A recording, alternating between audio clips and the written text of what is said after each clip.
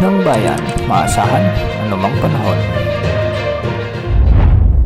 Magandang araw po sa ating lahat. Narito na ang pinakahuling update sa magiging lagay ng ating panahon sa mga oras na ito at sa mga susunod na araw at sa binabantayan nating mga bagyo sa loob at labas ng ating area of responsibility.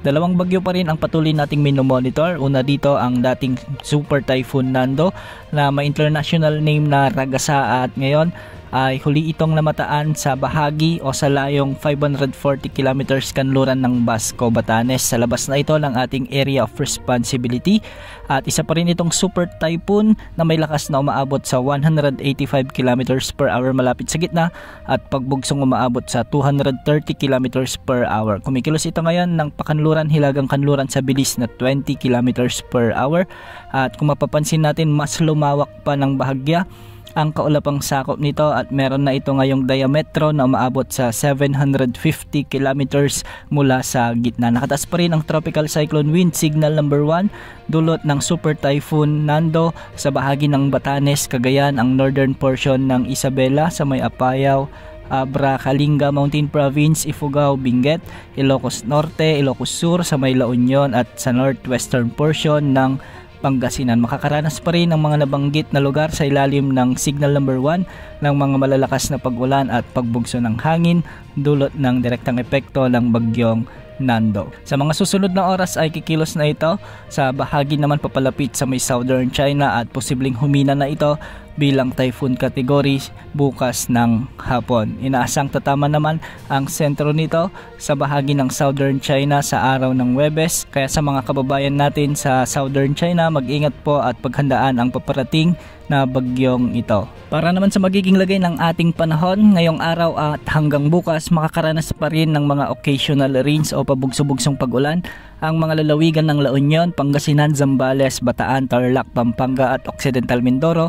Dulot naman ito ng southwest monsoon na pinalalakas pa rin ng dating bagyong Nando. Posible ang banta ng mga pagbaha at pagguho ng lupa lalo na kung may mga katamtaman at malalakas na pag-ulan. Samantala magiging maulap pa rin ang mga kalangitan na may mga kalat-kalat na pag-ulan at thunderstorms sa Metro Manila at nalalabing bahagi ng Luzon dulot din ng habagat. Sa Visayas at Zamboanga Peninsula makikita natin na may mga pag-ulan ngayon at minsan ay nagkakaroon ng mga thunderstorms dulot din ito ng habagat o southwest monsoon. Sa nalalabing bahagi ng Mindanao ay maasahan din ang bahagyang maulap hanggang sa maulap na kalangitan na may mga tsansa ng mga kalat-kalat na pag-ulan at thunderstorms dulot ng mga localized thunderstorm. Samantala nakapasok na sa ating area of responsibility ang bagyong nasa labas ng ating PAR at pinangalanan na itong bagyong Opong. Ulitong namataan sa layong 1,045 kilometers silangan ng northeastern Mindanao. Taglay ang lakas ng hangin na umaabot sa 55 kilometers per hour malapit sa gitna at pagbugsong umaabot sa 70 kilometers per hour. Kumikilos ito ngayon ng pakanluran,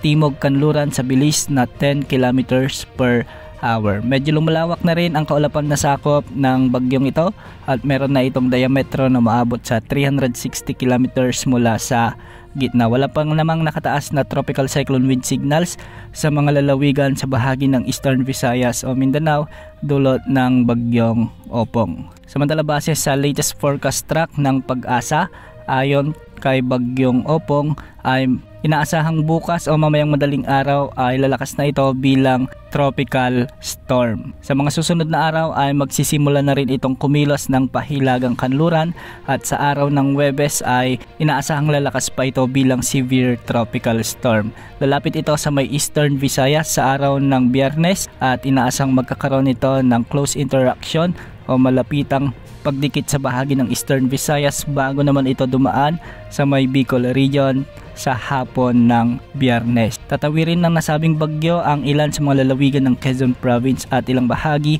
ng Calabarzon at Mimaropa. Sa araw pa rin ng Biyernes at sa araw ng Sabado ay inaasang makakalabas na ito sa ating area of responsibility. Ayon sa Pag-asa, ang pinakamataas na wind signal na posibleng itaas ay wind signal number 3 kung sakaling ang lumakas ito bilang severe tropical storm. Sa mga kababayan natin na nasa Visayas at Southern Luzon ay pagandaan ang bagyong ito. Hindi rin inaalis ang posibilidad na mahagip ang ilang bahagi ng Metro Manila at Central Luzon sa pagdaan ng bagyong ito. Posible pang magbago ang forecast track nito ayon sa iba't ibang global wind models dahil posible pang umangat ang tinatahak na track ng bagyong ito, at kung sakali nga ay sa Central Luzon ito dadaan o di kaya naman ay sa southern portion ng Northern Luzon. Tabayan na ng mga susunod na updates ukol sa bagyong Opong sa mga susunod na oras. Yan ang update sa lagi ng panahon. Ito po ang weather update ng bayan, maasahan anumang panahon.